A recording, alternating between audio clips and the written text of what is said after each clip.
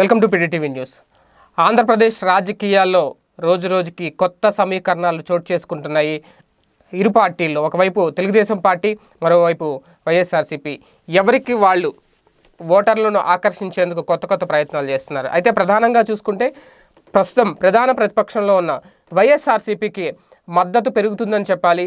అటు ఆంధ్రప్రదేశ్లోనే కాదు, ఇటు తెలంగాణ నుంచి, తెలంగాణ నాయకుల నుంచి కూడా వైఎస్ఆర్సీపీకి మద్దతు పెరుగుతోంది. ప్రధానంగా బీసీల ఓట్లన్నీ ఇప్పుడు కంప్లీట్గా మొన్నటి వరకు బీసీల ఓట్లు మా వెనకే ఉంటాయి, బీసీలకు అందించే సంక్షేమ పథకాలు కానివ్వండి, బీసీల కోసం ఏర్పాటు చేసిన కార్పొరేషన్ బీసీల కోసం ప్రత్యేకంగా నిధులు కేటాయించి వాళ్ళకి లోన్లు ఇవ్వడం కానివ్వండి, ఇవన్నీ ప్రస్తుత చంద్రబాబు ప్రభుత్వం చేస్తూ వస్తుంది. అయినా సరే బీసీల ఓట్లన్నీ ఇప్పుడు కంప్లీట్గా జగన్ పార్టీ వైపు మళ్ళుతాయా అనే ఒక భయం టీడీపీలో కనిపిస్తుంటే, ఖచ్చితంగా బీసీల ఓట్లన్నీ వైఎస్ఆర్సీపీకే దక్కుతాయి అని ఆ పార్టీకి సంబంధించిన నేతల్లో ఆనందం కూడా వ్యక్తమవుతుంది. ఇందుకు ప్రధానమైన కారణాలు రెండు కనిపిస్తున్నాయి.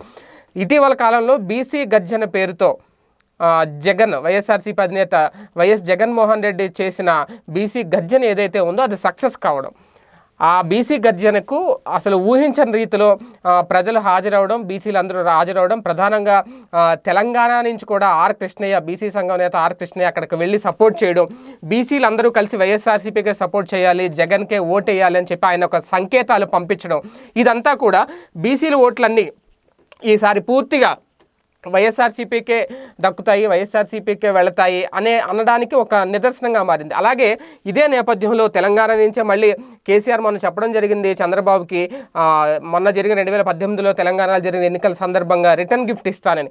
అయితే ఆ రిటర్న్ గిఫ్ట్ ఏ రూపంలో ఉంటుంది, ఎలా ఉంటుంది, ఏ టైంలో ఉంటుందని అందరూ అనుకున్నారు. ఆల్రెడీ రిటర్న్ గిఫ్ట్ ఇవ్వడం స్టార్ట్ అయిపోయిందని అనుకోవాలి. తలసాని శ్రీనివాస్ యాదవ్ ప్రస్తుతం తెలంగాణలో మంత్రిగా ఉన్నారు. ఆయన కూడా బీసీ సంఘం నేత, ఏపీలో మంచి పట్టున్న నాయకుడు, బీసీలందరి దగ్గర మంచి పట్టుంది. ఆయన కూడా ఇప్పుడు ఆంధ్రప్రదేశ్ వెళ్ళి రేపు మార్చి 3వ తారీఖున ఆయన ఆంధ్రప్రదేశ్ వెళ్ళబోతున్నారు. అక్కడ కూడా బీసీలందరితో చర్చించి, బీసీ నాయకులతో మాట్లాడి మీ సపోర్ట్ ఖచ్చితంగా వైఎస్ఆర్సీపీకి ఇవ్వాలి, జగన్ పార్టీకి ఇవ్వాలి, జగన్ పార్టీని గెలిపించాలి అని చెప్పేందుకు ఆయన సిద్ధమవుతున్నట్లు అర్థమవుతుంది. ఓవరాల్గా చూసుకుంటే తలసాని శ్రీనివాస్ యాదవ్ వెళ్ళినా, లేదంటే ఆర్ కృష్ణయ్య చెప్పిన, అంటే ఇప్పుడు బీసీల ఓట్లు అనేది, బీసీ ఓటింగ్ చాలా కీలకం ఆంధ్రప్రదేశ్ ఎన్నికలో, రేపు 2019 ఎన్నికల్లో మరీ కీలకం బీసీల ఓట్లు. ఒకవేళ వీళ్ళు వేసుకున్న అంచనాలు వర్కౌట్ అయితే, ఒకవేళ బీసీల ఓట్లన్నీ నిజంగా వైఎస్ఆర్సీపీ వైపుకే మొగ్గు చూపితే ఆ రిజల్ట్ ఎలా ఉంటుందనేది చూడాలి. ఓవరాల్గా చూసుకుంటే ప్రస్తుత పరిస్థితుల్లో మాత్రం బీసీల ఓట్లు చాలా కీలకంగా మారాయి. అందుకే ఎలాగైనా గెలుపు సాధించాలనే వ్యూహంతో అటు టీడీపీ ఉంది, అలాగే ఇటు వైఎస్ఆర్సీపీ ఉంది. ఈ వీళ్ళ వేసుకునే వ్యూహాల్లో కానివ్వండి, వీళ్ళ వేసుకునే అంచనాల్లో కానివ్వండి, అంతిమ విజయం ఎవరనేది 2019 ఎన్నికల వరకు వేచి చూడాల్సిందే. ఇది వాళ్ళ స్పెషల్ టాపిక్. మరో టాపిక్లో మళ్ళీ కలుద్దాం. Stay tune. PDTV news.